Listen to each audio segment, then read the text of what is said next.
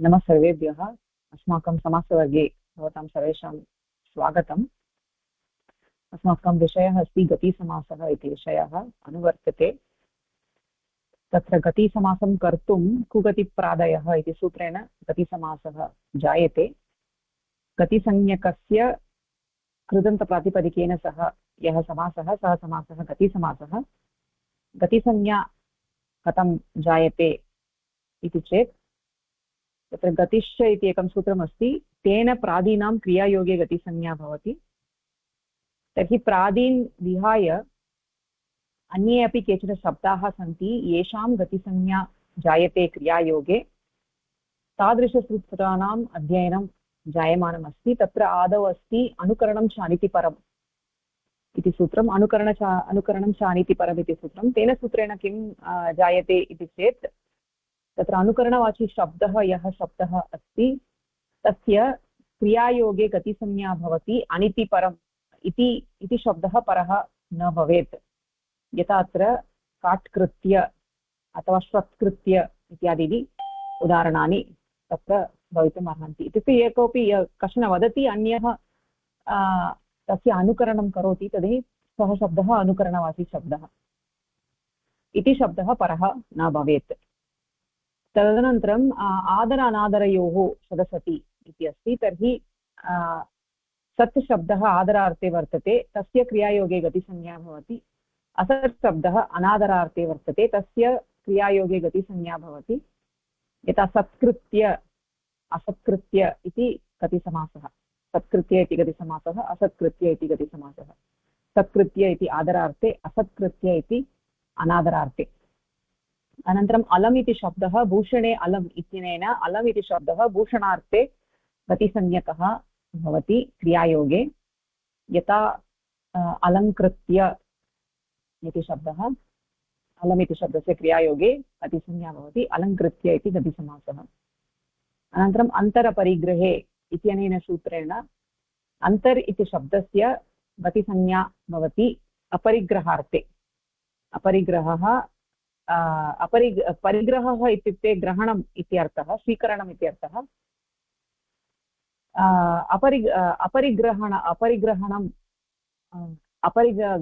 अपरिग्रहार्थे इत्युक्ते अपरिग्रहार्थः इत्युक्ते तत्र मध्ये इत्यर्थः, मध्ये अस्वीकरणम् इत्यर्थः।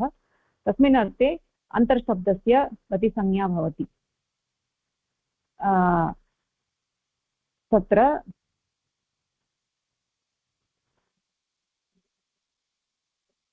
मध्ये हत्वा इत्यत्र अन्तर्हत्य गृहं गतः, अन्तर्हत्य इति शब्दस्य अत्र गतिसमासः। अन्तर्शब्दस्य हन्धातोः योगे गतिसंज्ञा भवति। अत्र मध्ये हननम् इत्यर्थः अस्ति। इत्युक्ते हत्वा अनन्तरं स्वीकृत्य गच्छति इत्यर्थः नास्ति, हत्वा त्यक्त्वा गच्छति इत्यर्थः। तदानीमेव अन्तर्हत्य इति समस्तपदं भवति। अनन्तरं कणे मनसि श्रद्धा प्रतिघाते इत्यनेन सूत्रेण कणे शब्दस्य मनःशब्दस्य तत्र सम्पूर्णरीत्या इच्छायाः तृप्तिः इत्यस्मिन् अर्थे गतिसंज्ञा भवति। तर्हि कणे हत्य पिबति, पयो हत्य पिबति, कणे हत्य पयः पिबति, मनोहत्य पयः पिबति इत्युक्ते सम्पूर्णतया इच्छापर्यन्तं पिबति इत्यर्थः। अनन्तरं तत्र पुरोव्ययम् इति सूत्रम्, अग्रिमसूत्रं। तर्हि पुरस् इति शब्दः, पुरः इति शब्दः असिप्रत्ययान्तशब्दः, तस्य क्रियायोगे गतिसंज्ञा भवति। तर्हि पूर्व इति शब्दस्य स्थाने एव पुरस् इति आदेशः भवति। अतः पूर्व इति शब्दस्य ये अर्थाः दिशा देशः कालः इति ये अर्थाः, ते अर्थाः एव अत्रापि पुरस् इति शब्दस्य ते अर्थाः भवन्ति। यथा पुरस्कृत्य इति अत्र समस्तपदं पुरः इति शब्दस्य क्रियायोगे गतिसंज्ञा। अनन्तरम् अस्संश इति सूत्रम्। अस्संश इति सूत्रेण अस्सम् इति शब्दस्य क्रियायोगे गतिसंज्ञा भवति। अस्सम् अस्सङ्गत्य, अस्सङ्गत्य इति अत्र समासः अस्ति, अस्सङ्गत्य इति समासः।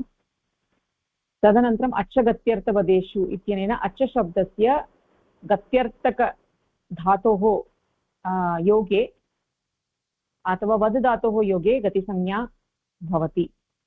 अच्छ इति शब्दः, अच्छ इति अव्ययमस्ति, अभिमुखीकरणम् इत्यस्मिन् अर्थे वर्तते।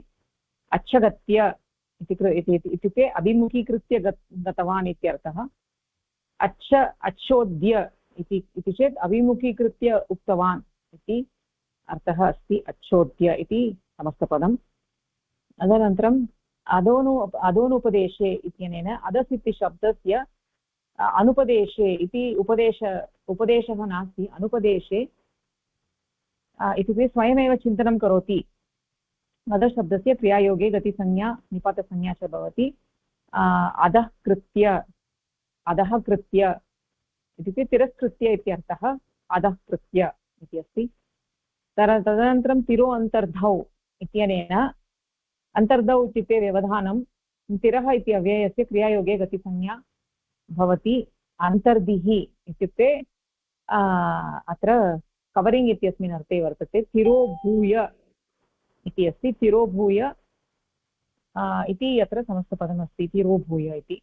तदनन्तरं विभाषाक्री इति सूत्रेण पुनः तिरस् इति शब्दस्य अन्तर्धिः अन्तर्धौ इत्यस्मिन्नेव अर्थे कृधातोः योगे विकल्पेन गतिसंज्ञा भवति। पूर्वं यद् प्राप्तमासीत् सर्वेभ्यः धातुभ्यः तिरशब्दस्य अन्तर्धौ गतिसंज्ञा इति, अत्र तु कृधातोः योगे विकल्पेन गतिसंज्ञा भवति। अतः एकस्मिन् पक्षे गतिसंज्ञा, अन्यस्मिन् पक्षे गतिसंज्ञा नास्ति। निपातसंज्ञा तु सर्वदा भवति। अत्र तिरस्कृत्य इति प्रसिद्धः शब्दः, तिरस्कृत्य इति अत्र पदानि, समस्तपदानि लभ्यन्ते। तदनन्तरम् उपाजे अन्वाजे इत्यनेन उपाजे अन्वाजे इति उपाजे इति विभक्तिप्रतिरूपक, सप्तमीविभक्तिप्रतिरूपकम् अव्ययम्। अन्वाजे अपि तथैव। तयोः क्री धातोः योगे विकल्पेन गतिसंज्ञा भवति। इत्युक्ते तत्र सामर्थ्यस्य, दुर्बलस्य सामर्थ्याधानम् इत्यस्मिन् अर्थे गतिसंज्ञा भवति। तर्हि उपाजे कृत्य विकल्पेन गतिसंज्ञा भवति इति कृत्वा उपाजे कृत्वा इत्यपि भवति। इत्युक्ते दुर्बलस्य कृते बलदानम् एव उपाजे कृत्ये अन्वाजे कृत्य इति समस्तपदानि। अनन्तरं साक्षात् प्रवृत्तिनिश इति गतवर्गे अस्माभिः दृष्टं। साक्षात् प्रवृत्तिनि, साक्षात् प्रवृत्तिगणे केचन शब्दाः सन्ति, तेषां क्रिये धातोः योगे विकल्पेन गतिसंज्ञा भवति। तर्हि अत्र साक्षात् प्रवृत्तिगणे बहवः शब्दाः सन्ति। एतेषां शब्दानां च्व्यर्थे एव गतिसंज्ञा अत्र भवति। च्व्यर्थे इत्युक्ते च्वी प्रत्ययस्य विधानं विना च्व्यर्थः यदा गम्यते तदानीं गतिसंज्ञा भवति। अतः च्व्यर्थवचनम् इति अत्र उक्तमस्ति। च्व्यर्थः बुध्यते चेत् एव अत्र भवति। च्वी प्रत्ययस्य विधानमेव अपेक्षितं चेत् तत्र ऊर्यादि च्वी जाचश्च इति सूत्रेण द्वितीयरूपेण च्वी प्रत्ययः तत्र विधीयते इति। तत्सर्वम् अस्माभिः गतवर्गे दृष्टमासीत्। साक्षात्कृत्य, लवणं कृत्य विकल्पेन भवति इति कृत्वा साक्षात् कृत्वा इति अपि भवति इत्यादि। तत्र साक्षात् प्रवृत्तिगणे बहवः शब्दाः पठिताः, तेषां विषये अस्माभिः चिन्तनं कृतं। साक्षात्कृत्य, मिथ्याकृत्य, चिन्ताकृत्य, भद्राकृत्य, गोचनाकृत्य, एवं रीत्या शब्दाः सन्ति। उष्णं कृत्य, उष्णीकृत्य इति भिन्नमस्ति। उष्णं कृत्य, शीतं कृत्य, उदकं कृत्य इति अस्ति। आर्द्रं कृत्य अस्ति। आर्द्रीकृत्य इति भिन्नं, तत्र च्वी प्रत्ययान्तम् अस्ति। आर्द्रं कृत्य इत्यपि च्वी प्रत्ययार्थः अस्ति। यद् पूर्वम् आर्द्रं नासीत् इदानीम् आर्द्रं जातम् इति एव अर्थः अस्ति अत्र सर्वत्र। एवम् अत्र नमकृत्य इत्यत्र नमकृत्य इति तु बहु प्रसिद्धं वर्तते खलु। अत्र नमस् इति शब्दः अपि अस्मिन्नेव साक्षात् प्रवृत्तिगणे वर्तते, अतः नमः कृत्य इति लभ्यते। इदानीम् अनत्यधान ओरसि मनसि इति अत्र सूत्रमस्ति। अनत्यधान उरसि मनसि इति सूत्रं।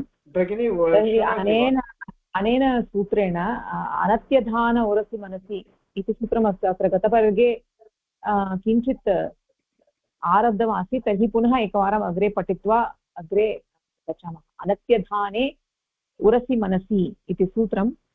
तर्हि अत्र किम् अरुणा भगिनी पठति वा?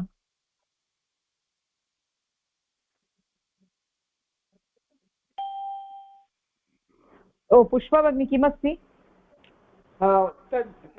शृणोति वा?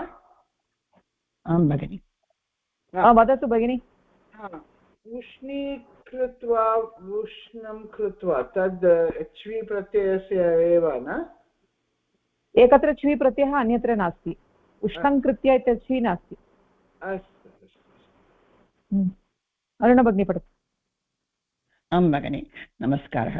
अन्त्याधान उरसि मनसि अन्त्याधान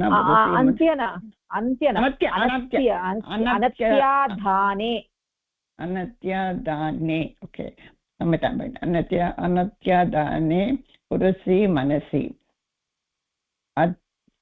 अत्याधानम् उपश्लेषणं वा सम्बन्धः तद् अभावे अनत्याधाने उरसि मनसि शब्दौ विभाषा कृञ् कीटासंज्ञा गतसंज्ञौ भवतः।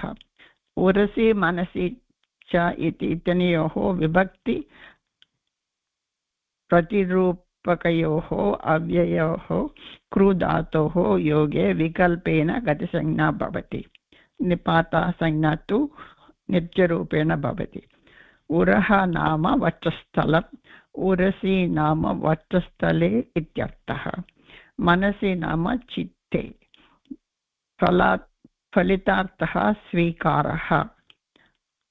अत्याधानं नाम सम्बन्धः इत्यर्थः।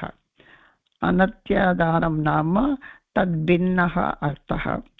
अत्याधानम् उपश्लेषणं न अत्याधानम् अनत्याधानं तस्मिन् अनत्याधाने नैतत्पुरुषः। उरसि च मनसि च तयोः इतरेतरद्वन्द्वः उरसि मनसि। विभाषा कृञ् इत्यस्मात् सूत्रात् विभाषा कृञ् इत्यनयोः अनुवृत्तिः। उपसर्गः क्रियायोगे इत्यस्मात् सूत्रात् क्रियायोगे इत्यस्य अनुवृत्तिः। गतिश्च इत्यस्मात् सूत्रात् गतिः इत्यस्य अनुवृत्तिः।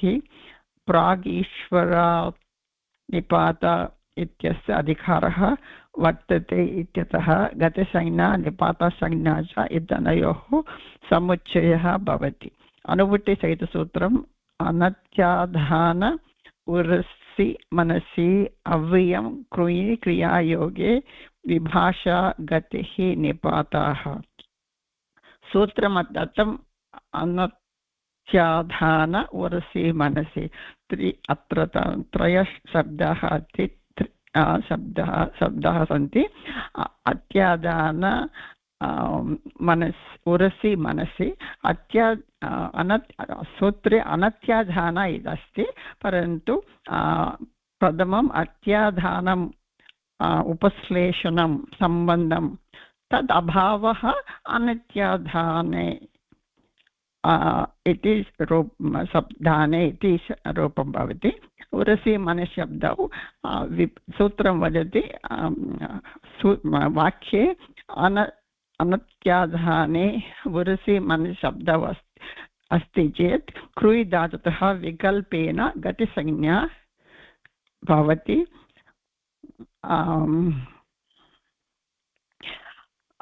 विकल्पेन भवति। निपातसंज्ञा अपि नित्यं भवति, नित्यरूपेण भवति। उरः सूत्रे अनत्याधान उरसि मनसि अर्थं दत्तम्। उरसि इत्यर्थेन वक्षस्थले इत्यर्थः, मनसि इति चित्ते।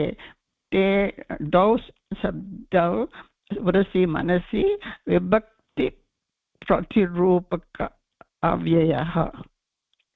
अव्ययौ रूपकयोः अव्ययं उरसि मनसि दाने इति अस्ति। अत्र अनुवर्तिसहितसूत्रं वदति अनत्यधान उरसि मनसि अव्ययं ते क्रुयि क्रियायोगे विभाषा विकल्पेन गतिः निपातः गतिसंज्ञा निपातसंज्ञा भवति इति अस्ति। पठितवन्तः गतिश्च सूत्रेण गतिसंज्ञा भवति। तदनन्तरम् अत्र अन्यसूत्राणि अपि अस्ति।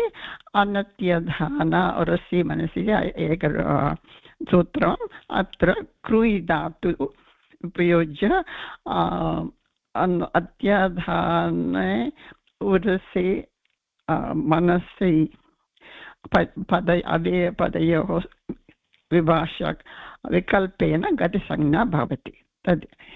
तदेव अत्र दत्तम्। आं भगिनि समीचीनम्।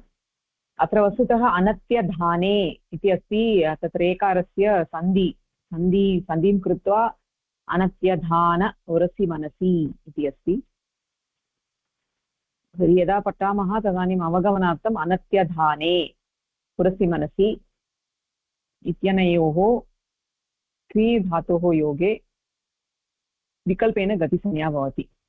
अत्याधानं नाम संयोगः सम्बन्धः इत्यर्थः। अनत्याधानं नाम भिन्न अर्थः, सम्बन्धात् भिन्नः अर्थः। अत्र स्वीकारः इति वयं मन्तुं शक्नुमः। तर्हि इदानीम् अग्रे उषा भगिनी अग्रे पठति वा? अस्तु भगिनि। यथा उरसि कृत्य अथवा उरसि कृत्वा अप्युपगम्यः अङ्गीकरणं स्वीकरणम् इत्यर्थः। सः पितुः अन्तिमं सन्देशम् उरसि कृत्य तद् अनुसारं कार्यं करोति। उरसि कृत्य इति समासः उरसि कृत्वा इति व्यस्तप्रयोगः भवति। उरसि इति अनद्यतानार्थे अस्ति। अनद्यतानार्थे इत्युक्ते सम्बन्धः इति नास्ति, उपश्लेषणं नास्ति। ओके, उपश्लेषणं नास्ति, सम्बन्धः नास्ति, परन्तु अप्युपगम्यः अङ्गीकरणमर्थे अथवा स्वीकरणम् इत्यर्थः। सम्बन्धः नास्ति परन्तु स्वीकरणम् इत्यर्थः। अस्तु। सः पितुः अन्तिमं सन्देशम् उरसि कृत्य। सः पितुः अन्तिमं सन्देशं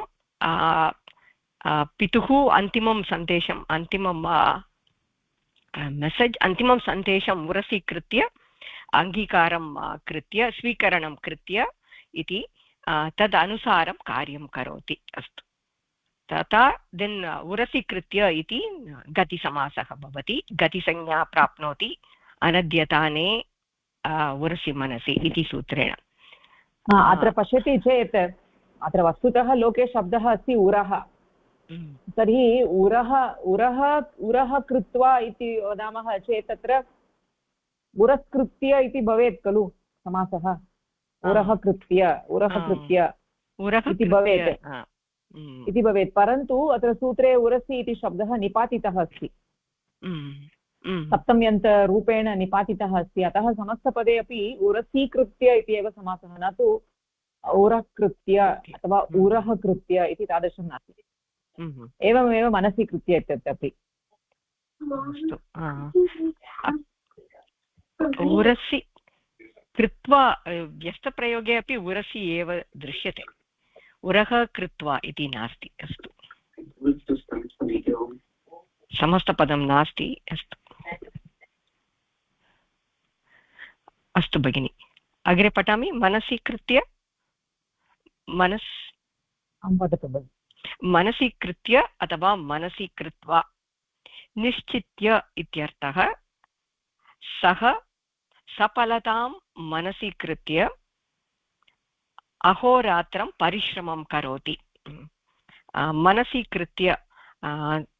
कृत्य इति समासः निश्चित्य इत्यर्थः सः सफलतां कार्यस्य फलं निश्चित्य मनसि कृत्य अहोरात्रं परिश्रमं करोति। अस्तु, वेरि ब्यूटिफुल्। अस्तु, सः सफलतां मनसि कृत्य अहोरात्रं परिश्रमं करोति। मनसि इति अव्ययपदं सूत्रे दत्तमेव। मनसि कृत्य, मनसि कृत्य इति समस्तपदं, मनकृत्य इति नास्ति, मनसि कृत्य। अस्तु, अग्रे अत्याधानम्, अत्याधानम् उपश्लेषणम् इत्यर्थे गतिसंज्ञा न भवति। पाणिम् उरसि कृत्वा शेते, पाणिम् उरसि कृत्वा शेते, पाणिम् उरसि कृत्वा शेते। सो अत्र उपश्लेषण अर्थे अस्ति, ऐ गेस्। पाणिम् उरसि कृत्वा शेते, वक्षस्थले हस्तं निधाय स्वपिति इत्यर्थः। ओके, अस्मिन् अर्थे उरसि इति शब्दस्य गतिसंज्ञा न भवति। अतः उरसि कृत्वा पाणिं शेते इत्यस्मिन् वाक्ये वक्षस्थलेन सह हस्तस्य संयोगः भवति इति कारणेन अत्याधानम् इत्यर्थः आयाति। अस्मिन् अर्थे प्रकृतसूत्रेण गतिसंज्ञा न भवति, गतिसमासः अपि न भवति, अतः उरसि कृत्वा इति एव भवति। अत्याधानम् उदाहरणं दत्तं। पाणिम् उरसि कृत्वा शेते, सः शेते कथं शेते? पाणिम् उरसि कृत्वा शेते, वक्षस्थले हस्तं निधाय स्वपिति इति अर्थः अस्ति। तस्य हस्तं वक्षस्थले अस्ति इति। अस्मिन् अर्थे उरसि इति शब्दस्य गतिसंज्ञा न भवति। गतिसंज्ञा न भवति अनेन सूत्रेण अनद्यादाने उरसि मनसि इति दत्तम् इत्यनेन अत्र अद्यादानम् अर्थे अस्ति। अस्मिन् अर्थे उरसि इति शब्दस्य गतिसंज्ञा नास्ति, तथा गतिसमासः अपि नास्ति। तथा एव उरसि कृत्वा, पाणिम् उरसि कृत्वा शेते इति अस्ति। पाणिं शेते इत्यस्मिन् वाक्ये, पाणिम् उरसि कृत्वा शेते इत्यस्मिन् वाक्ये वक्षस्थलेन सह हस्तस्य संयोगः भवति इति कारणेन अत्यादानम्। अस्तु, अस्मिन् अर्थे प्रकृतसूत्रेण गतिसंज्ञा नास्ति, गतिसमासः अपि नास्ति, अतः उरसि कृत्वा इति एव भवति।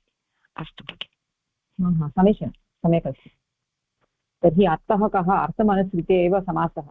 अर्थः अत्यादानार्थे वर्तते चेत् समासः न भवति, केवलं व्यस्तप्रयोगः एव।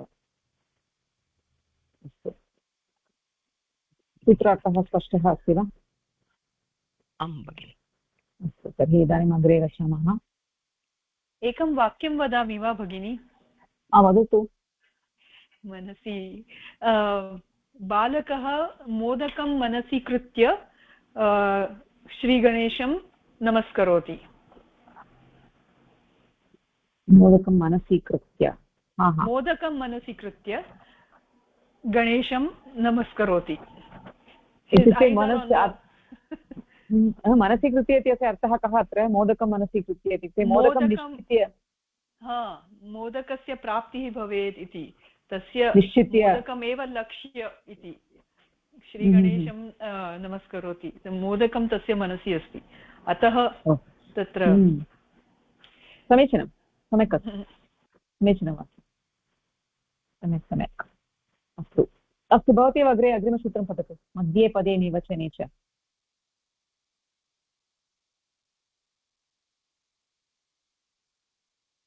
अस्तु भगिनि, मध्ये पदे निवचने च। मध्ये पदे निवचने इत्येते शब्दाः अनत्याधाने विभाषाकृञि गतिसंज्ञा भवन्ति, गतिसंज्ञकाः भवन्ति। मध्ये पदे निवचने वा इति विभक्तिप्रतिरूपकाः अव्ययशब्दाः सन्ति। मध्ये पदे निवचने इत्येतेषां कृधातोः योगे विकल्पेन गतिसंज्ञा निपातसंज्ञा च भवति अनत्याधाने इत्यर्थे। वचनस्य अभावे निवचनम् अव्ययी भावः निवचने इति शब्दः एदन्तनिपातनं वर्तते विभाषा कृञि इत्यस्मात् सूत्रात् विभाषा कृञि इत्यनयोः अनुवृत्तिः अनत्याधान उरसि मनसि इत्यस्मात् अनत्याधाने इत्यस्य अनुवृत्तिः उपसर्गाः क्रियायोगे इत्यस्मात् सूत्रात् क्रियायोगे इत्यस्य अनुवृत्तिः गतिश्च इत्यस्मात् सूत्रात् गतिः इत्यस्य अनुवृत्तिः प्राग्रीश्वरनिपाताः प्राग्रीश्वरान्निपाताः इत्यस्य अधिकारः वर्तते इत्यतः गतिसंज्ञा निपातसंज्ञा च इत्यनयोः समुच्चयः भवति अनुवृत्तिसहितसूत्रं मध्ये पदे निवचने च अव्ययम् अनत्याधाने कृञि क्रियायोगे विभाषा गतिः निपाताः अत्र बहु किमपि अस्ति तर्हि तत्र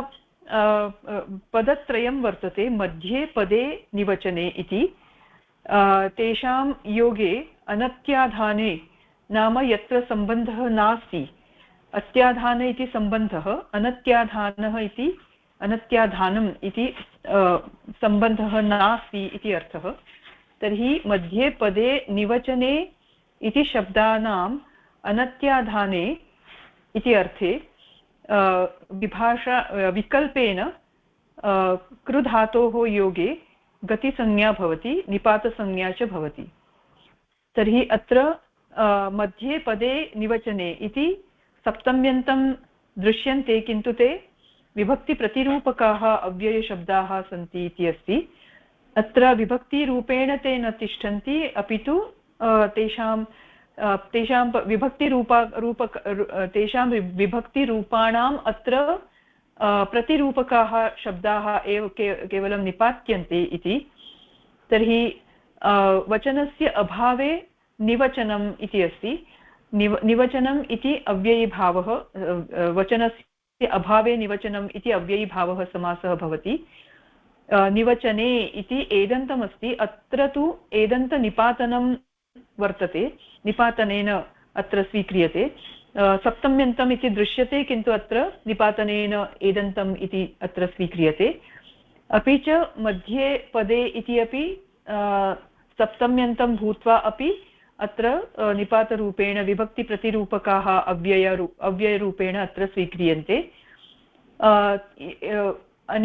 एषां शब्दानां कृ धातोः योगे अनत्याधाने नाम असम्बन्ध इति अर्थे गतिसंज्ञा निपातसंज्ञा च भवति इति अत्र सूत्रस्य विषयः अस्ति अस्तु तर्हि अत्र अव्ययमस्ति अनत्याधाने कृ धातोः योगे क्रियायोगः अस्ति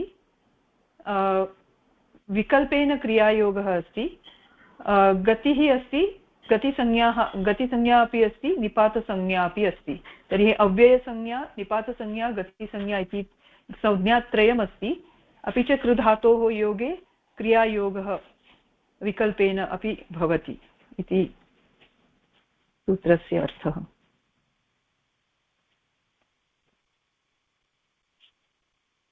समीचीनं वा भगिनि आमां सम्यक् अस्ति तर्हि मध्ये पदे निवचने इति त्रयः शब्दाः एतेषाम् अनत्यधानार्थे क्री धातोः योगे विकल्पेन गतिसंज्ञा भवति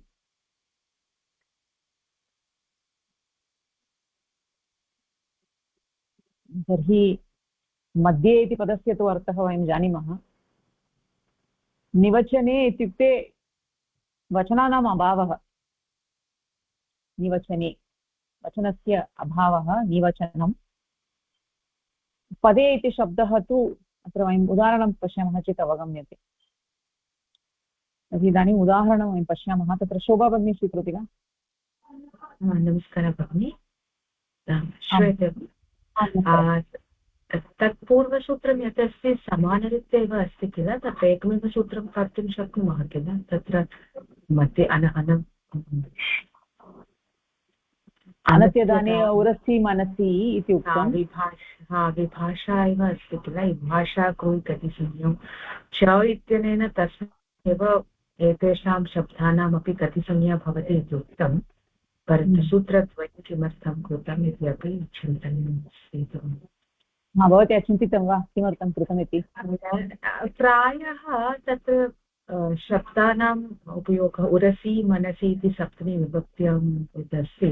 अत्र मध्ये पदे निवचने इति सप्तमी विभक्तेः अन्यत् रूपम् अस्ति किल, प्रायः अस्मिन् अर्थे भवति वा इति न जाने, चिन्तितवती, न जाने तत् सम्यक् अस्ति वा नास्ति वा इति। पद्ये मध्ये पदे वचने च इति अस्ति, तर्हि तदा अग्रिमसूत्रमस्ति नित्यं हस्ते पाणौ उपयमने इति अस्ति। तत्र क्रीधातोः योगे नित्यरूपेण गतिसंज्ञा भवति इति अस्ति। पूर्वस्मात् सूत्रात् अत्र किमपि अनुवृत्तिः किमपि नास्ति।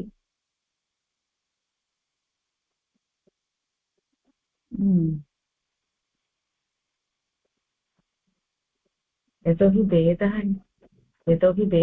मनसि अर्थं समानम्, अपि च मध्ये पदे निवचने एतेषाम् अर्थं समानम् इति किमपि वा भगिनि? किं पुनः वदतु? पुरसि मनसि इत्यनयोः अर्थं तु समानमस्ति, अपि च मध्ये पदे निवचने एतेषाम् अर्थं समानम्। सत्यं सत्यं, समीचीनं, बहु समीचीनं भगिनि, सम्यक् अस्ति, बहु सम्यक् अस्ति, उत्तममस्ति। यतोहि अत्र मध्ये पदे निवचने इति एतेषां पदानां भिन्नभिन्न अर्थः अस्ति, भिन्नभिन्न अर्थाः सन्ति। पूर्वम् उरसि मनसि इत्यत्र द्वयोः, परन्तु उरसि मनसि तत्रापि समानार्थः नास्ति खलु? समानार्थः अस्ति भगिनि, तत्रापि निश्चितः इति अर्थः, निश्चयः, निश्चित्य इति। इत्युक्ते उभयत्र न सत्यम्, अत्र उभयत्र स्वीकरणम् इति अर्थः। उरसि मनसि इति उभयत्र स्वीकरणम् इति अर्थः, अनत्याधाने स्वीकरणम् इत्यर्थः। स्वीकरणम् इत्यस्य एव भिन्नप्रकारेण निश्चित्य अङ्गीकृत्य इत्यादिकं वयं वक्तुं शक्नुमः। तत्र उभयत्र समानः अर्थः अस्ति, परन्तु अत्र मध्ये पदे निवचने च इत्यत्र भिन्नभिन्न अर्थाः सन्ति, प्रत्येकं पदस्य भिन्नभिन्न अर्थाः सन्ति। तर्हि एकस्मिन्नेव सूत्रे वयं कुर्मः चेत् तर्हि साहचर्यात् समानार्थः इति अस्माकं संशयः भवितुम् अर्हति। तादृशसंशयस्य निवारणार्थं भिन्नं भिन्नं सूत्रं कृतम्। उत्तमं भगिनि विजयलक्ष्मी भगिनी, सम्यक् अस्ति। अस्तु अस्तु, धन्यवादः धन्यवादः। समीचीनम्, अस्तु। तत्र कः पठन्ती आसीत्? तत्र शोभा भगिनी। तत्र अग्रे उदाहरणानि मध्ये पदे निवचने च इति सूत्रस्य मध्ये कृत्वा इत्युक्ते केन्द्रीकृत्य स्वीकृत्य इत्यर्थः। अनत्याधानार्थे वर्तते, वयं शान्तिं मध्ये कृत्य एतां चर्चां कुर्मः। अस्तु, तत्र मध्ये कृत्य मध्ये पदे निवचने इत्येते शब्दाः एकवारं पठामि पुनः भगिनि। अनत्याधाने विभाषा कृञि गतिसंज्ञा भवति इति मध्ये पदे अथवा निवचने इति पदानाम् उपयोगे। तर्हि तत्र मध्ये कृत्य इति स्वीकृतं, मध्ये कृत्य अथवा मध्ये कृत्वा। तत्र अर्थः केन्द्रीकृत्य स्वीकृत्य इति अर्थः भवति। अनत्याधानार्थे वर्तते। अनत्याधानार्थे इति तत्र किं उपश्लेषणम् अथवा सम्बन्धः अनत्याधानम् इति स्वीकृतवन्तः। तर्हि तत्र अनत्याधाने किं भवति, यथा तत्र वयं शान्तिं मध्ये कृत्य एतां चर्चां कुर्मः इति। तत्र मध्ये कृत्य इत्युक्ते केन्द्रीकृत्य स्वीकृत्य इत्युक्ते तत्र शान्तिं मध्ये कृत्य एतां चर्चां कुर्मः इति वाक्यम् अस्ति। तर्हि यदा तत्र वादविवादः भवति, तत्र मुख्यविषयः केन्द्रीकृत्य स्वीकृत्य किं प्रायः एकं विषयं केन्द्रीकृत्य स्वीकृत्य चर्चां कुर्मः शान्तिं मध्ये कृत्य इत्युक्ते तत्र अहं चिन्तयामि भगिनि प्रायशः तत्र बहु चर्चा अभवत् किन्तु कोऽपि लाभः न आसीत् तर्हि तत्र तदानीं वयम् इदानीं शान्तिं मध्ये कृत्य एतां चर्चां कुर्मः इति अर्थः भवति वा तत्र भगिनि इत्युक्ते किं बहु चर्चा कृता परन्तु शान्तिः न लब्धा इदानीं इत्युक्ते तत्र the goal was not attained प्रायशः यथा तत्र कार्यालये तादृश अर्थः न उक्तः खलु वाक्ये तत् इत्युक्ते मध्ये कृत्वा इत्युक्ते केन्द्रीकृत्य स्वीकृत्य इति अर्थः भवति इत्युक्ते तत्र मुख्यविषयः शान्तिम् इत्युक्ते पश्यतु यथा कृष्णः यदा दूतरूपेण कृष्णः गतः तत्र सभायां तदानीं शान्तिं मध्ये कृत्य सः 5 गावः दीयन्ते चेदपि शान्तिः स्थाप्यते इति तेन उक्तम् आसीत् खलु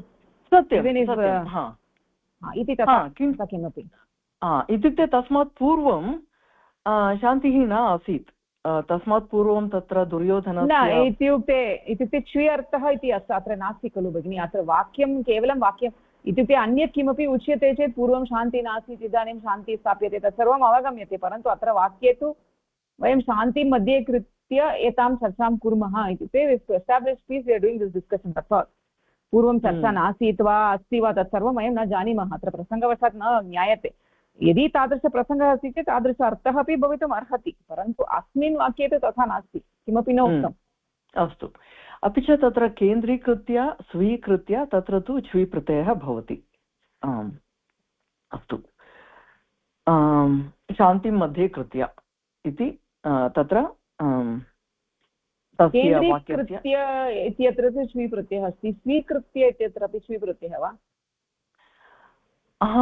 अस्ति इति चिन्तयामि नास्ति वा तत्र पूर्वं यदा कदापि दृष्टवती स्वीकृत्य इत्य च्वी इति पठितम् आसीत् मया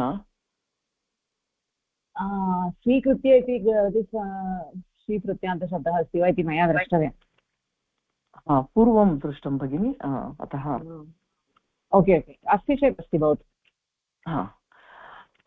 अग्रे इदानीं पदे कृत्य अस्मिन्नेव सूत्रे पदे कृत्य इति अपि अस्ति अथवा पदे कृत्वा इति पदे संस्थाप्य इत्युक्ते to place in a position अथवा रेङ्क् इत्यर्थः पदे संस्थाप्य इत्यस्य अनत्याधानार्थे वर्तते पुनः सः स्वकीयं मतं सभायां पदे कृत्य इत्युक्ते दृढतापूर्वकं स्थापितवान् पदे कृत्य इत्युक्ते तत्र संस्थाप्य इति दत्तं तर्हि संस्थाप्य इत्युक्ते सम्यक् स्थाप्य इत्युक्ते अर्थः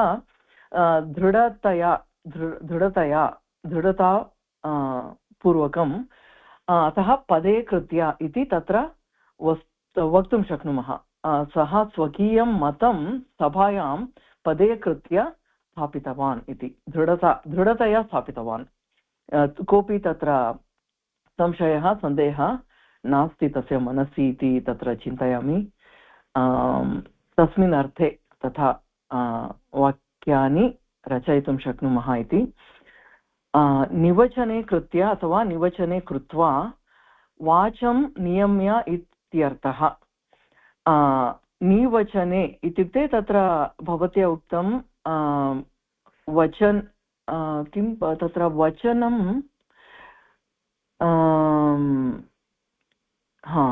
वचनानाम् अभावः तूष्णीम् इति अर्थः तूष्णीमिति अस्तु इदानीं तत्र वाचं नियम्य अस्तु नियम्य इत्युक्ते तत्र नियन्त्रणं कृत्वा इति अर्थे भवति नियम्य अनत्याधानार्थे वर्तते शिष्यः उत्तरम् अजानन् निवचने कृत्य स्थितवान् तर्हि तत्र अजानन् इति शत्रन्त भवति शिष्यः उत्तरं न ज्ञातवान् अतः निवचने कृत्य स्थितवान् इत्युक्ते तूष्णीं किमपि न उक्तम् इति भवति प्रकृतसूत्रे अनत्याधाने इति पदस्य अनुवृत्तिः भगिनी धन्यवादः कोऽपि प्रश्नः अस्ति वा स्वीकृत्य इति केनापि दृष्टं वा स्वीकृत्य इति अव्ययम् अस्ति परन्तु कः प्रत्ययः स्वीकृत्यः इत्येव उक्तं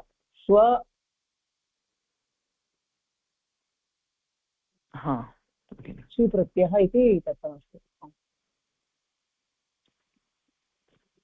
ओके समीचीनम् अस्तु किञ्चित् अग्रे गच्छामः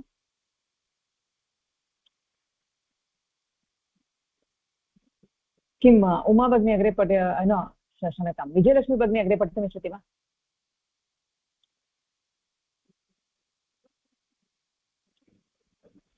आम् भगिनि प्रकृतसूत्रे अनत्यधाने इति पदस्य अनुवृत्तिः किमर्थम्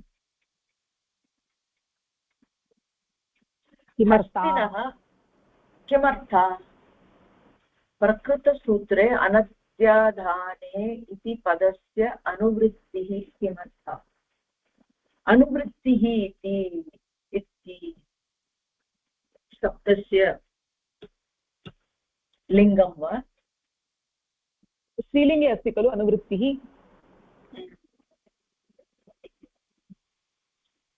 अस्तु हस्तिनः पदे कृत्वा शिरः शेते इति वाक्यस्य अर्थः गजस्य पादे कश्चन स्वस्य शिरः संस्थाप्य स्वपिति इति गजस्य पादे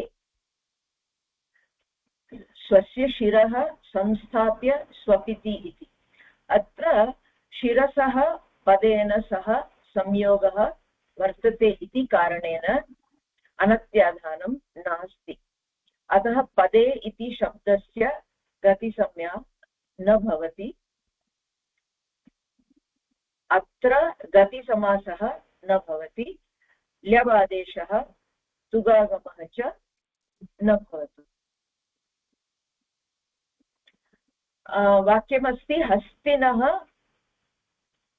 पदे कृत्वा शिरः शेते कस्यचित् पुरुषः तस्य शिरः गजस्य पादस्य उपरि इति वा भगिनि पादे गजस्य पादे कश्चन शिरः स्थाप्य स्वपिति puts his head on the elephant's leg on the leg seat तु किञ्चित् क्षणाभ्यां परः और क्षणेभ्यः परं न जीवितः न भवति नो हस्तिपालकः यः अस्ति हस्तिपालकः सः तु मित्रमस्ति खलु गजस्य अतः तं किमपि न करोति अतः तस्य नाम किं भवति हस्तिनः यः पालयति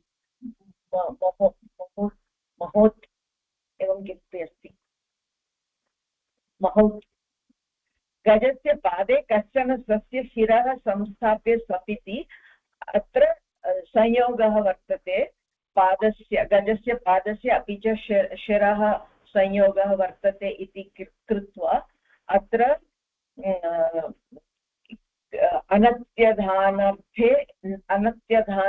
धानार्थे नास्ति प्रयोगः कस्य प्रयोगः पादे इति अव्ययपदस्य अत्र अनत्याधाने अर्थे प्रयोगः न कृतः इति कृत्वा अत्र तु गतिसमासः पदे इति शब्दस्य गतिसमासः अपि न भवति, गतिसंज्ञा न भवति। गतिसंज्ञा न भवति चेत् समासः अपि न भवति, ल्यबादेशः अपि न भवति। तुक् आगमः, ल्यबादेशः नास्ति चेत् तुक् आगमः अपि न भवति। अत्र व्यस्तप्रयोगः एव दृश्यते। अतः हस्तिनः पदे कृत्वा इति एव प्रयोगः। हस्तिनः पदे कृत्वा शिरः शेते इति। अग्रे पठामि वा? आमाम्, एकनिमिषं भगिनि। अत्र अवगतं खलु? अत्र गजस्य पादे शिरः संस्थाप्य स्वपिति इत्यत्र संयोगः अस्ति, अत्यादानं वर्तते। अतः अनत्यादाने नास्ति इति कृत्वा गतिसंज्ञा न भवति, गतिसमासः अपि न भवति। ओके, अग्रे अग्रे पठतु, सूत्रं पठतु। नित्यं हस्ते पाणावुपयमने। नित्यं हस्ते पाणावुपयमने। हस्ते पाणौ इत्येतौ शब्दौ क्री नित्यं गतिसंज्ञौ भवतः उपयमने। उपयमने, उपयमनं दारकर्म, मैरेज् अस्तु। उपयमनार्थे हस्ते तथा पाणौ इत्येतयोः शब्दयोः कृ धातोः योगे गतिसंज्ञा निपातसंज्ञा च भवति। उपयमनं नाम विवाहः। स्वीकारमात्रम् स्वीकारमात्रम् इति अन्ये। तद् न अवगच्छामि। स्वीकारमात्रम् इति अन्ये। उपयमनम् इति शब्दस्य स्वीकारमात्रम् इति केचन वदन्ति इत्यर्थः। इत्युक्ते विवाहः इति सामान्य अर्थः उपयमनम् इत्यस्य, किन्तु केचन वैयाकरणाः एवं वदन्ति यत् अत्र उपयमनं नाम स्वीकरणम् इति, स्वीकारः इति। उपयमनम् इति शब्दस्य अर्थः विवाहः, किन्तु केचन आचार्याः केवलं स्वीकारमात्रम् इति मन्यन्ते। को भेदः? विवाहः इत्युक्ते संस्कार कार्यक्रमः सर्वं भवति, स्वीकारः इत्युक्ते एक्सेप्टेन्स् तावदेव खलु। इतोपि विवाहः न अभवत् इति अर्थे वा? कुत्र? उपयमनम् इति शब्दस्य अर्थः विवाहः, किन्तु केचन आचार्याः केवलं स्वीकारमात्रम् इति मन्यन्ते। स्वीकारमात्रम् अपि च विवाहः, को भेदः? स्वीकारं मात्रम् इत्युक्ते विवाहम् अकृत्वा स्वीकारमात्र इति वा इति प्रायः स्यात्। स्वयंवरं कृत्वा तत्र रामः तत्र स्वीकरोति तं, परन्तु इतोपि विवाहः न अभवत्, तत् अग्रे भवति इत्युक्ते विवाहः अथवा विवाहार्थं स्वीकरणः इत्यपि भवितुमर्हति। एवं विवाहार्थं स्वीकरणम् इत्युक्ते पूर्वं स्वीक्रियते, तदनन्तरं विवाहः। यथा भवती इदानीम् उक्तवती, स्वयंवरे तत्र स्वीकरणं जायते, तत्पश्चात् विवाहः जायते। नित्यं क्रियाविशेषणं द्वितीयान्तम्। हस्ते पाणौ इति विभक्तिप्रतिरूपकम् अव्ययम्। हस्ते एकारान्तः, पाणौ इति ओकारान्तः वर्तते। प्रयोगसाधुत्वार्थम् इमौ शब्दौ विभक्तिप्रतिरूपकौ अव्ययशब्दौ इति स्वीकरणीयम्। उपयमने सप्तम्यन्तम्। विभाषा कृञि इत्यस्मात् सूत्रात् कृञि इत्यस्य अनुवृत्तिः। विभाषा इति पदस्य निवृत्तिः, यतोहि सूत्रे नित्यम् इति पदं वर्तते। उपसर्गाः क्रियायोगे इत्यस्मात् सूत्रात् क्रियायोगे इत्यस्य अनुवृत्तिः। गतिश्च इत्यस्मात् सूत्रात् गतिः इत्यस्य अनुवृत्तिः। प्राग्दीश्वरान् निपाताः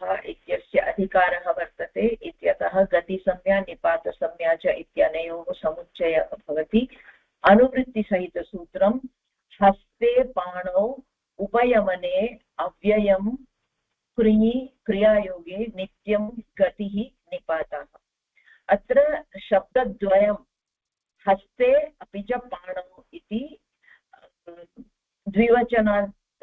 द्विवचनार्थे अत्र प्रयोगः अव्ययरूपेण भवति हस्ते इति एकारान्तः पाणौ इति ओकारान्तः क्रियाविशेष नित्यं क्रियाविशेषणं द्वितीयान्तं शब्दौ अत्र उपयमने इति शब्दस्य सूत्रे नित्यं हस्ते पाणौ उपयमने इति अस्ति खलु तत्र उपयमने यमनम् इत्यस्य अर्थः भवति विवाहः किन्तु केचन आचार्याः केवलं स्वीकारमात्रम् इति मन्यन्ते तत्र किञ्चित् किम् अस्ति विचारः न क्लास् अस्ति तत् कथं वक्तव्यं भगिनि किं वक्तव्यं क्लाश् they don't agree इति संघर्षः विरोधः विरोधः नास्ति किञ्चित् सङ्घर्षः एव अत्र किं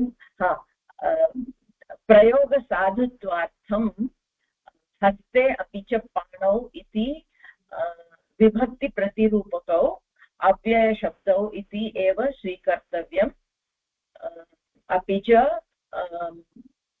अत्र सूत्रे उपयमने इति सप्तम्यन्तम् अत्र विभाषा कृञि इति सूत्रात् कृञि इत्यस्य अनुवृत्तिः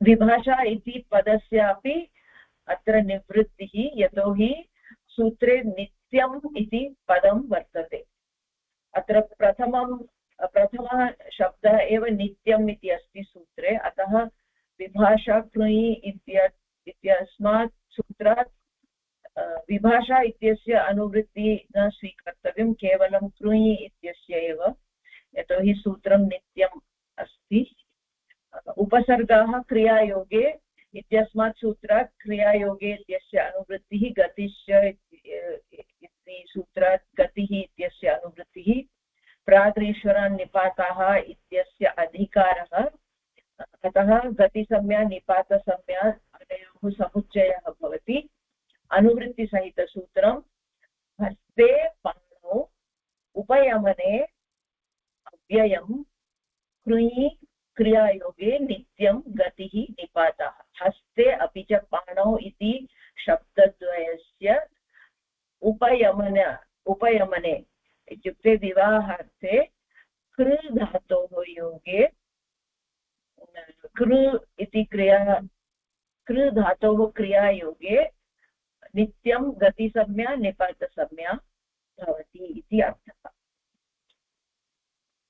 समीचीनं भगिनि सूत्रे संशयः अस्ति वा अत्र तु विकल्पः इति अधिकारः समाप्तः विकल्पः इति न भवति पाणौ इति वदनेन हस्ते पाणौ पाणमने पाणिः इति अपि हस्तः एव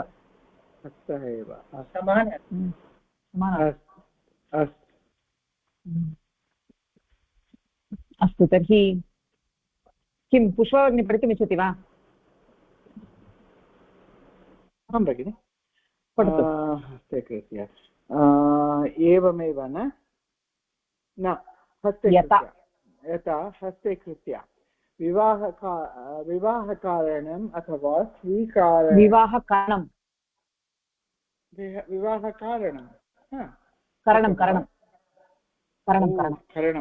विवाहकरणम् अस्तु विवाहकरणं अथवा स्वीकारकरणम् अत्र अस्ति सः सर्वेषां धनं हस्ते कृत्य विदेशे न तादृश उदाहरणं सम्यक् नास्ति अत्र एकक्षणं किं जायते एकक्षणं You have to correct it?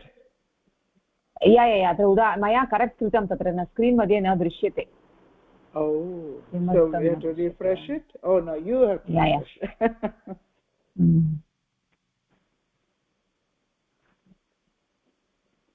Okay. No, yatha.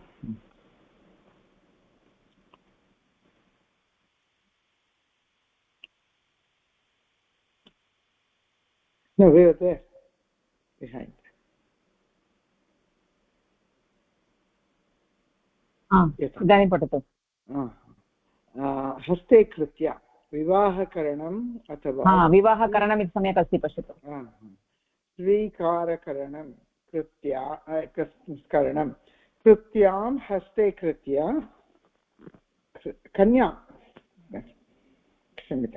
कन्यां हस्ते कृत्य विवाहं कृत्वा सः गृहं गच्छति हस्ते योगः कृत्वा इत्यत्र हस्ते इति एकारान्तस्य अव्ययस्य नित्यं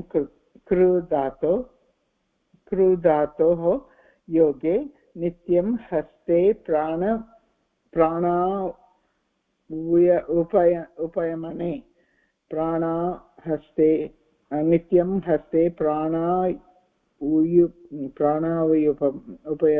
उपयमने इति सूत्रेण गतिसंज्ञा निपातसंज्ञा च भवति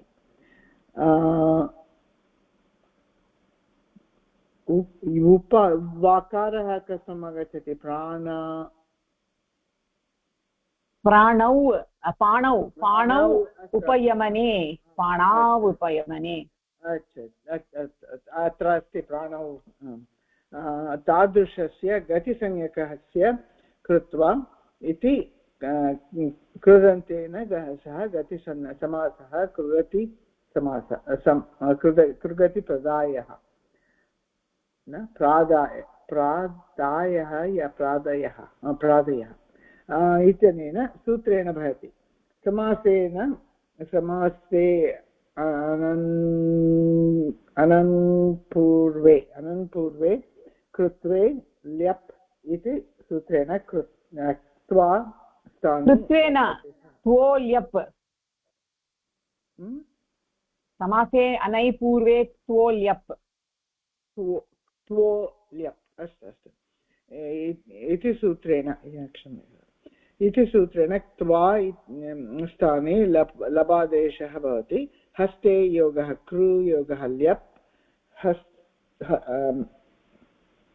हस्तस्य न हस्व सम्यक् नास्ति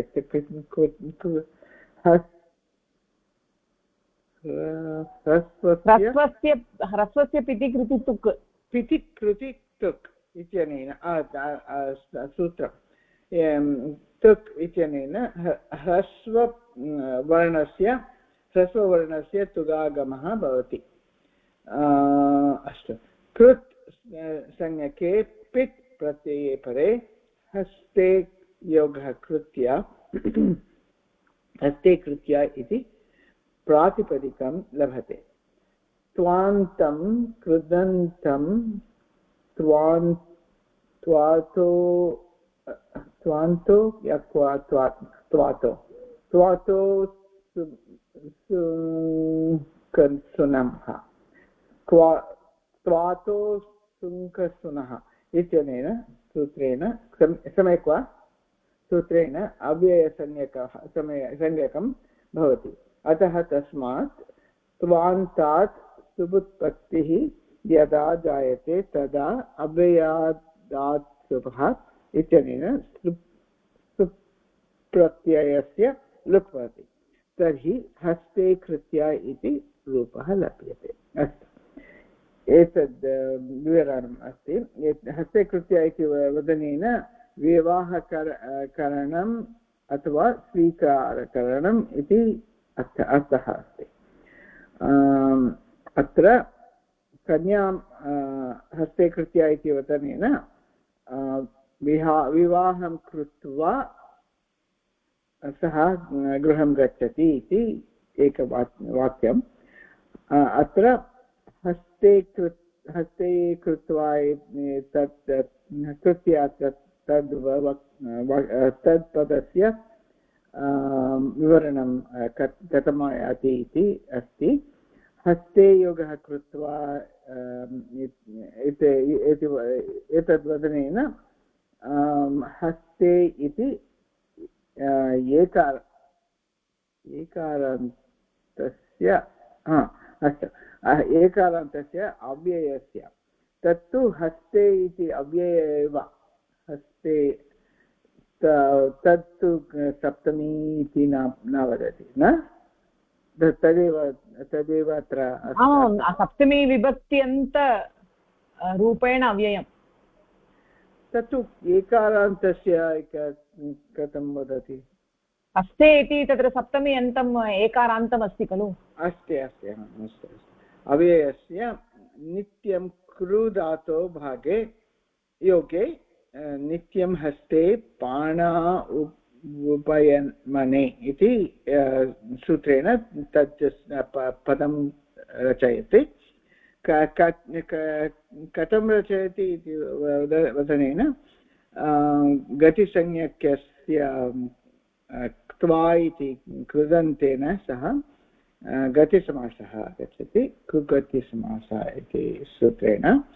समासे अनन्पूर्वे त्वो ल्यप् इति सूत्रेण त्वा स्थाने ल्यप् आगच्छति। हस्ते कृ हस्ते योगः कृ योगः ल्यप् अत्र ह्रस्वस्य पिति कृति तुक् ह्रस्वस्य पिति कृति तुक् इत्यनेन ह्रस्ववर्णस्य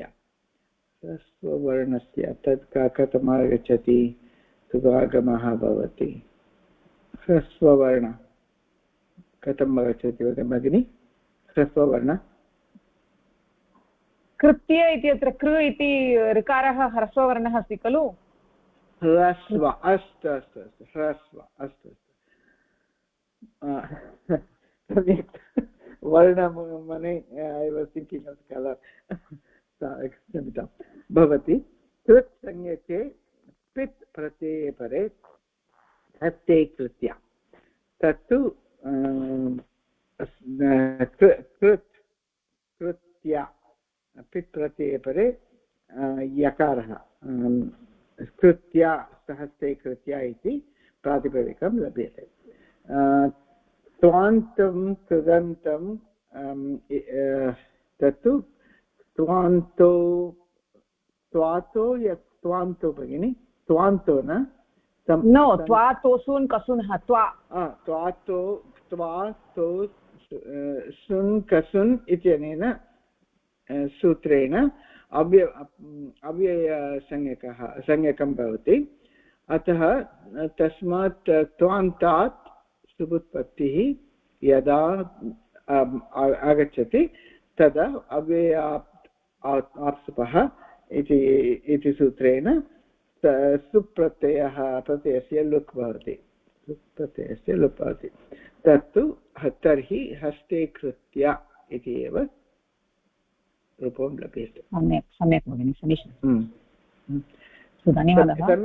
सम्यक् विवरणं कृतं न आमामाम् अस्तु तर्हि समीचीनं। तर्हि इदानीम् अग्रे उमा भगिनी अग्रे करोति वा? पठामि भगिनि श्रूयते वा? आमां श्रूयते। एवमेव पाणौ कृत्य सः विधिपूर्वकं कन्यां पाणौ कृत्य गृहं प्रविष्टवान्। एवमेव ओके उपयमनम् इति अर्थः नास्ति चेत् क्रीधातोः योगेपि गतिसंज्ञा न जायते गतिसमासः अपि न जायते। हस्ते कृत्वा सुवर्णगतो गतो भृत्यः इत्यस्मिन् वाक्ये भृत्यः हस्ते सुवर्णं स्थापयित्वा गतः इति। अत्र उपयमनम् इति अर्थः नास्ति इति कृत्वा गतिसंज्ञा न जायते गतिसमासः न भवति। तो पाणौ कृत्य विधिपूर्वकं कन्यां पाणौ कृत्य गृहं प्रविष्टवान्। एकः मनुष्यः उपयमनम् इति अर्थः नास्ति चेत् क्री धातोः योगेपि गतिसंज्ञा न जायते. ओके, उपयमनम् इति नास्ति चेत् गतिसंज्ञा नास्ति, गतिसमासः अपि नास्ति. हस्ते कृत्वा सुवर्णं गतो भृत्यः इत्यस्मिन् वाक्ये भृत्यः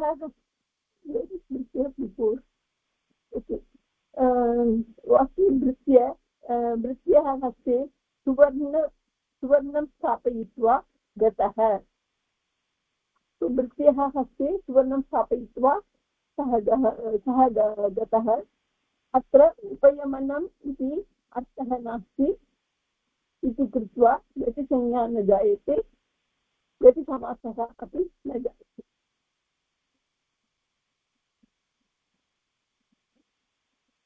वदतु.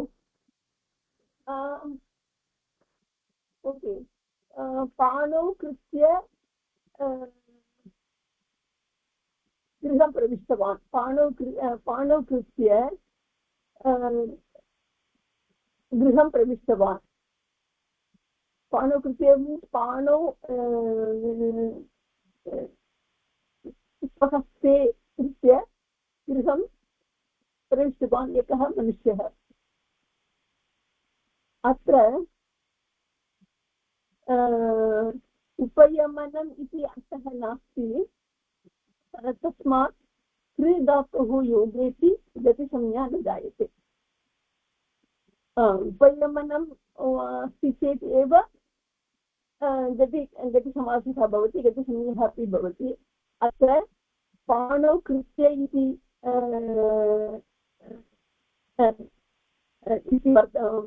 वदति चेत्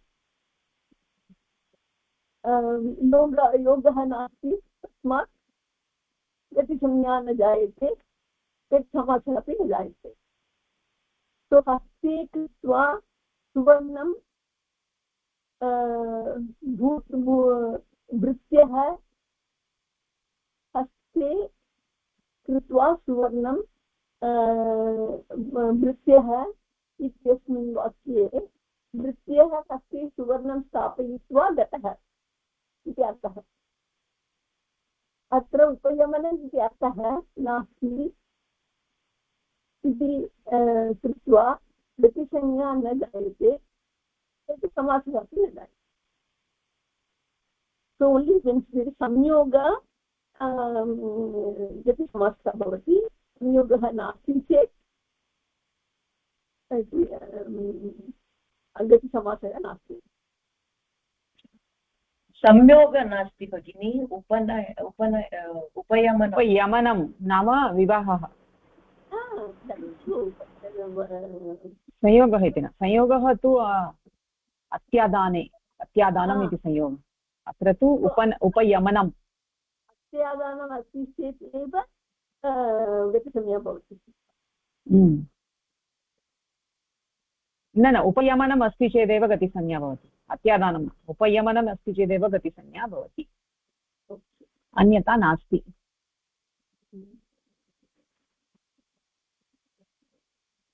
ओके, अत्र सूत्रार्थः स्पष्टः इति मन्ये. नित्यं भवति, विकल्पेन इति नास्ति अत्र. अतः एव अत्र केवलं हस्ते कृत्य पाणौ कृत्य इत्येव दृश्यते, न तु विकल्पेन हस्ते कृत्वा पाणौ कृत्वा इति नास्ति. तत्र गतिसंज्ञा नित्यरूपेण भवति, अतः समासः सर्वदा भवति. अस्तु, तर्हि इदानीम् अग्रिमसूत्रं प्रति गच्छामः. अनिमा भगिनी पठति वा? आं भगिनि. प्राध्वं बन्धने, प्राध्वम् इति मकारान्तम् अव्ययम् आनुकूल्ये वर्तते. तत् आनुकूल्यं बन्धनहेतुकं यदा भवति तदा प्राध्वं शब्दः कृञि नित्यं गतिसंज्ञो भवति.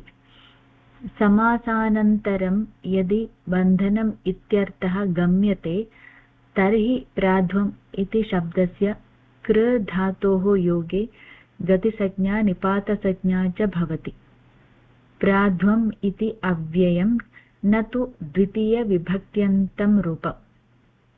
प्राध्वम् इति मकारान्तम् अव्ययं बन्धने सप्तम्यन्तम् उपसर्गाः क्रियायोगे इत्यस्मात् सूत्रात् क्रियायोगे इत्यस्य अनुवृत्तिः गतिश्च इत्यस्मात् सूत्रात् गतिः इत्यस्य अनुवृत्तिः विभाषा कृञि इत्यस्मात् सूत्रात् कृञि इत्यस्य अनुवृत्तिः नित्यं हस्ते पाणावुपयमने इत्यस्मात् सूत्रात् नित्यम् इति पदस्य अनुवृत्तिः प्रागीश्वरान्निपाताः इत्यस्य अधिकारः वर्तते इत्यतः गतिसंज्ञा निपातसंज्ञा च इत्यनयोः समुच्चयः भवति अनुवृत्तिसहितसूत्रं प्राध्वम् अव्ययं बन्धने कृञि क्रियायोगे गतिः निपाताः नित्यम्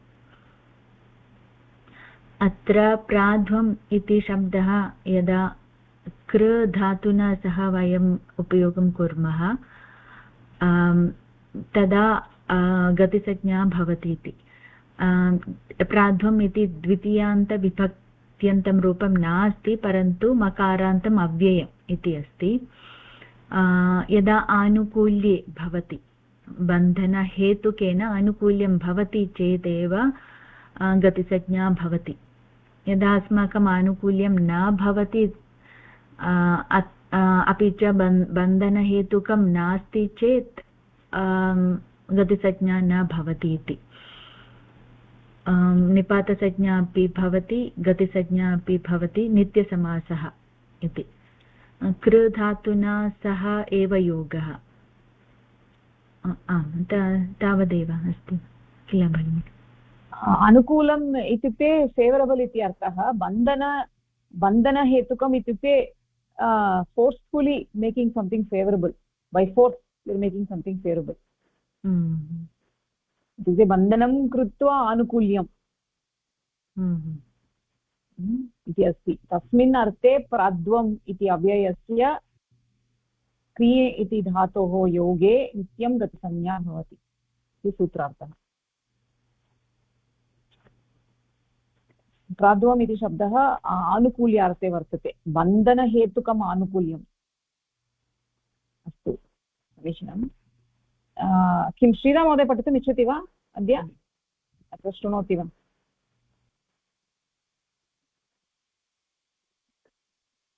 न भगिनि पठितुम् नास्ति चिन्ता तर्हि किं विजयलक्ष्मी भगिनी पठतु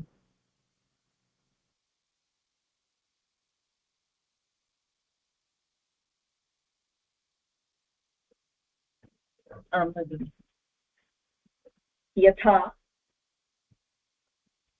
प्राध्वं कृत्य having made favorable or aligned गोपालः वृषभं रज्ज्वा प्राध्वं कृत्य क्षेत्रं नयति गोपालः वृषभं रज्ज्वा बद्ध्वा तं स्वस्य अनुकूलं कृत्वा क्षेत्रं प्रति नयति बन्धनेन आनुकूल्यं कृत्वा इत्यर्थः बन्धेन वशे कृत्वा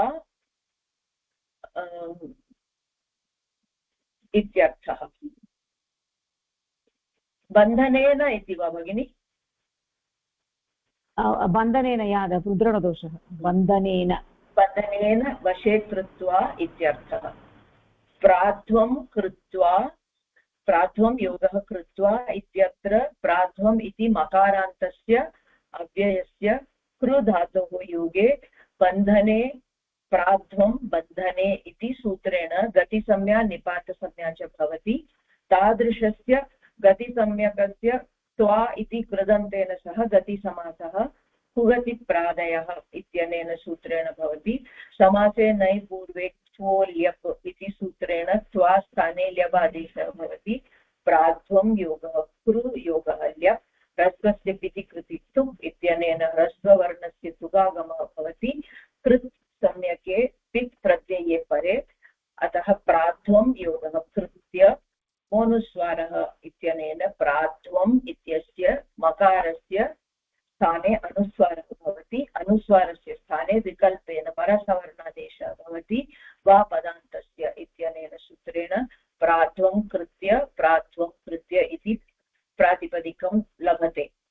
त्वान्तं कृदन्तं त्वातोऽसुन् कसुनः इत्यनेन सूत्रेण अव्ययसम्यकं भवति अतः तस्मात् त्वान्तात् सुबुत्पत्तिः यदा जायते तदा अव्ययात् सुपः इत्यनेन सुप्रत्ययस्य लुक् भवति तर्हि प्राध्वं कृत्य इति रूपे लभ्यते। अत्र उदाहरणं सूत्रमस्ति प्राध्वं बन्धने इति उदाहरणमस्ति प्राध्वं कृत्य इति। तत्र गोपालः वृषभं रज्ज्वा बध्नति अनन्तरं तं क्षेत्रं प्रति नयति इति अर्थे गोपालः वृषभं रज्ज्वा प्राध्वं कृत्य क्षेत्रं नयति। गोपालः वृषभं रज्ज्वा बद्ध्वा तं स्वस्य अनुकूलं कृत्वा क्षेत्रं प्रति नयति। अतः अत्र सूत्रस्य प्राध्वं बन्धने इति निमित्तं पूरितं भवति।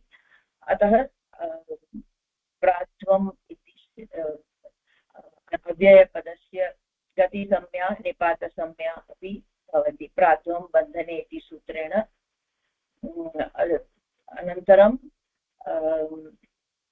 कृदन्तेन सह कुगतिप्रादयः इति सूत्रेण गतिसमासः भवति।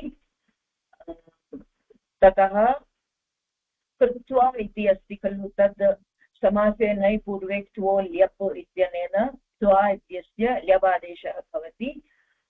प्राध्वं योगः कृ योगः ल्यप् इति भवति। कृ इति ह्रस्वस्य पिति कृति तुक् इत्यनेन ह्रस्ववर्णः पूर्वमस्ति अपि च कृत् सम्यकः पित् प्रत्ययः अस्ति इति कृत्वा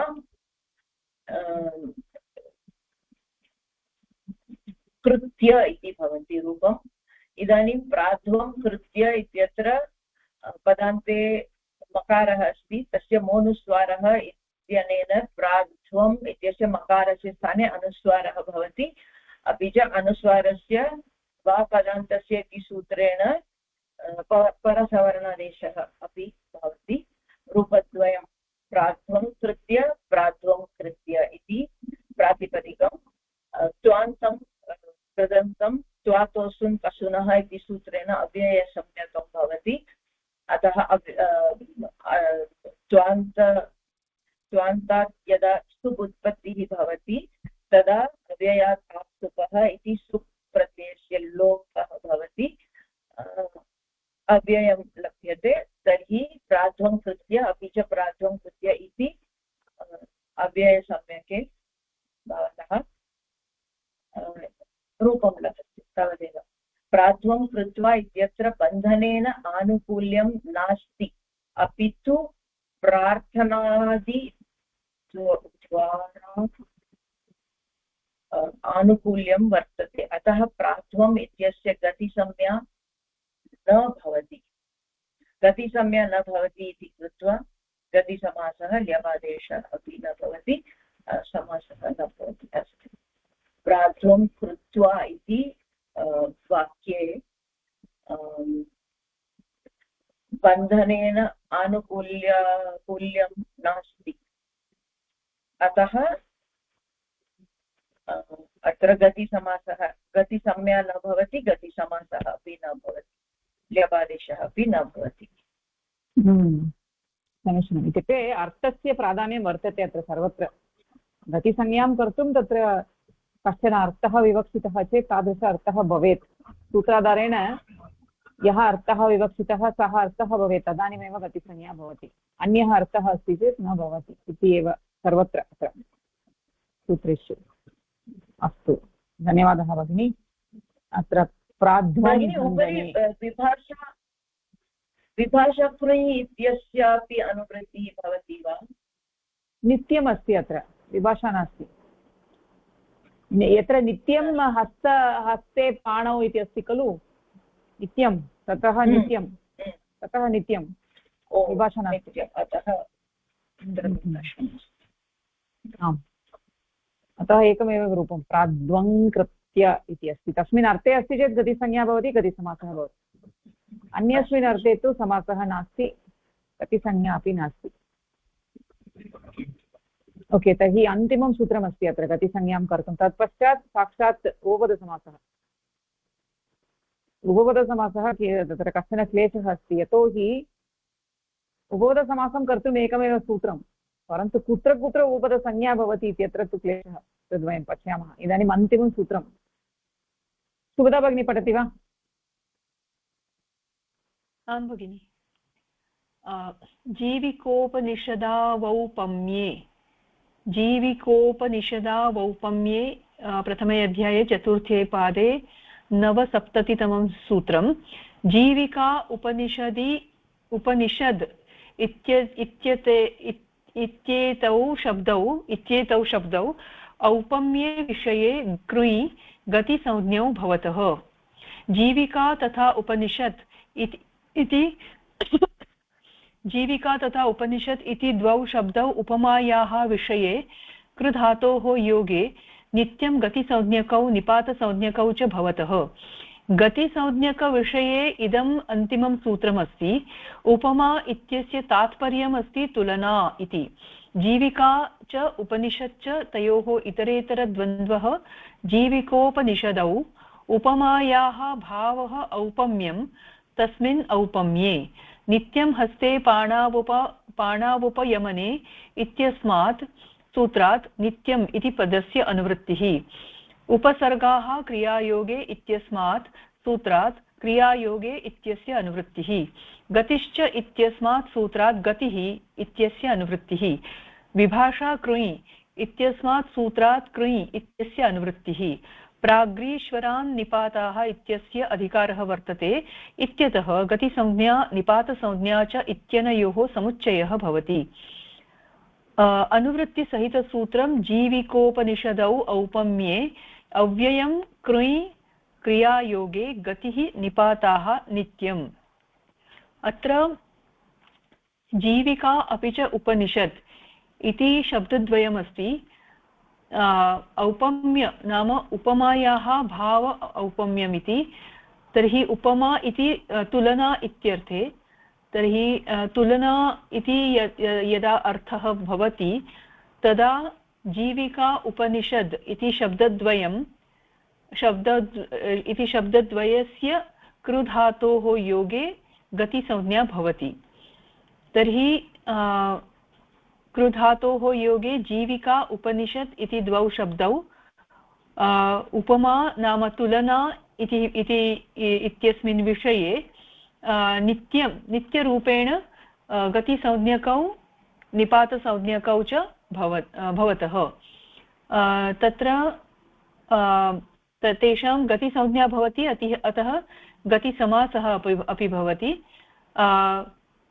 प्राग्रीश्वरान् निपाताः इति अधिकारः वर्तते अतः गतिसंज्ञा निपातसंज्ञा इत्यनयोः एकः समूहः एव भवति यदा गतिसंज्ञा भवति तथा निपातसंज्ञा अपि भवति अतः जीविका उपनिषद् इति शब्दद्वयस्य उपमा नाम तुलना इति अर्थे अव्ययं भवति अपि च कृधातोः योगे कृधातोः योगे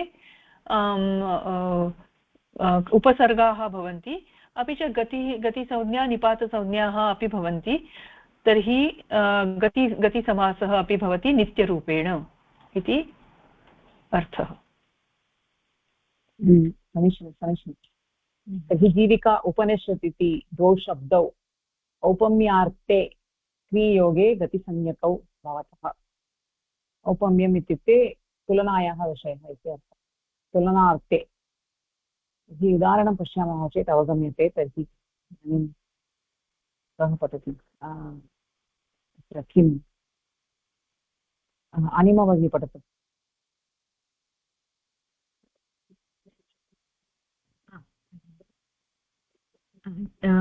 यथा जीविकाम् इव कृत्वा जीविका कृत्य having made something as a means of livelihood जीविकायाः समानं कृत्वा सः चित्रकलां जीविका कृत्य नगरे वसति जीविकाम् इव कृत्वा इति लौकिकविग्रहवाक्यं जीविका योगः अम् योगः कृत्वा इति अलौकिकविग्रहवाक्ये उपमायाः अपि बोधः भवति अतः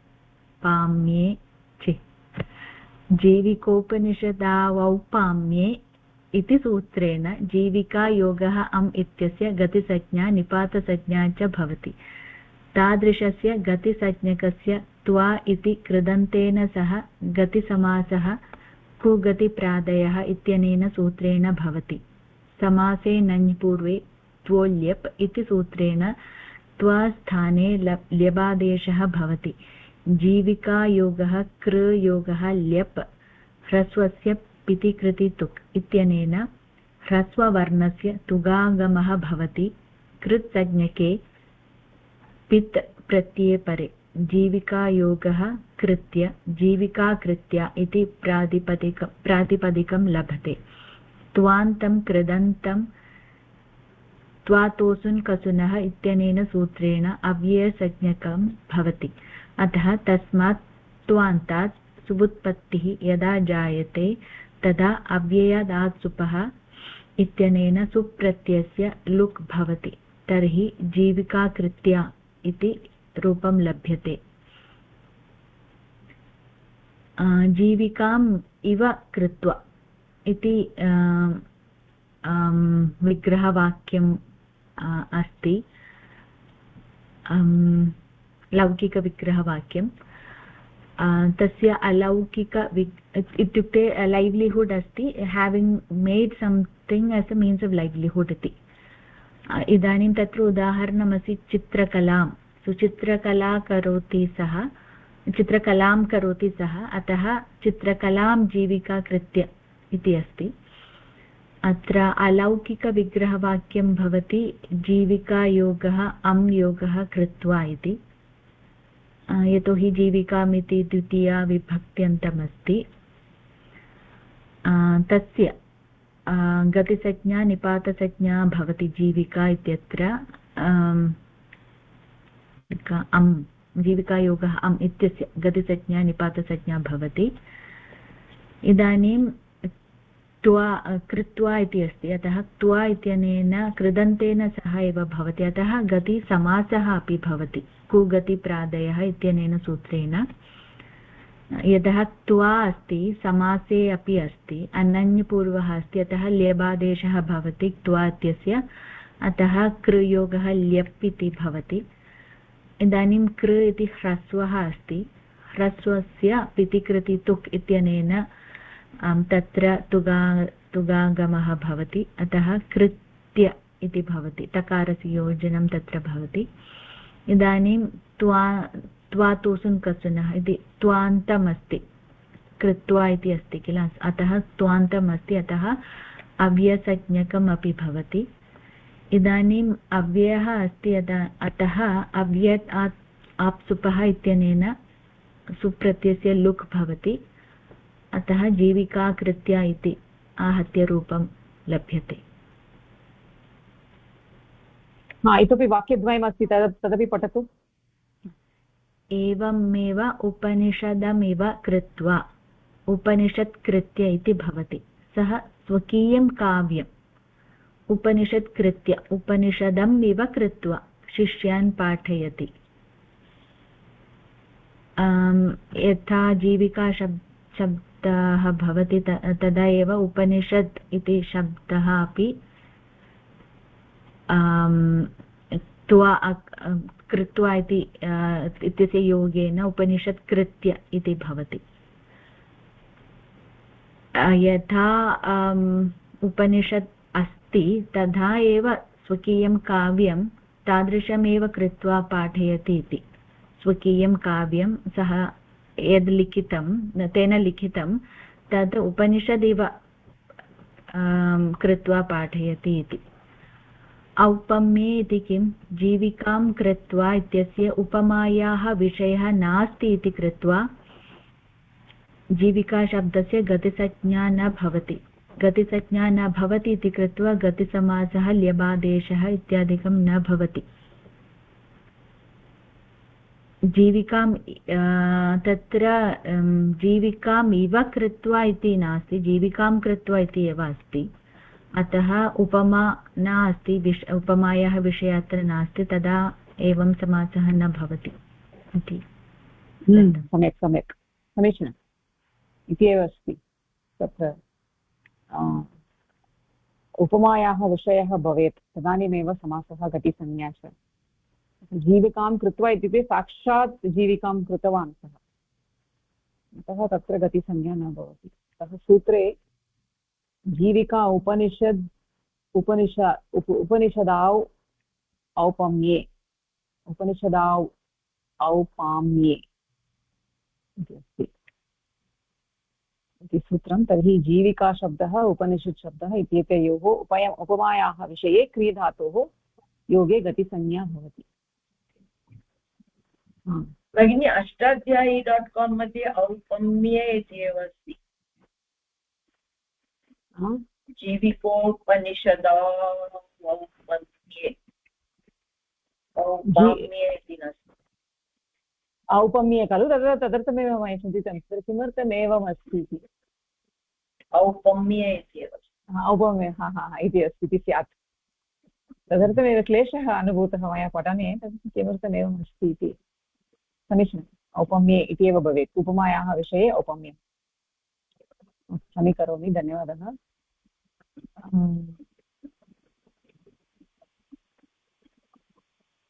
ओके,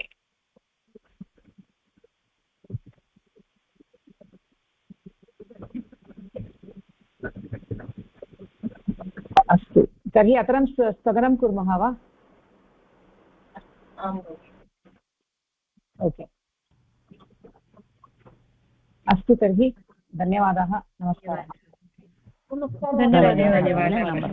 धन्यवादः भगिनी, नमस्कारः। धन्यवादः।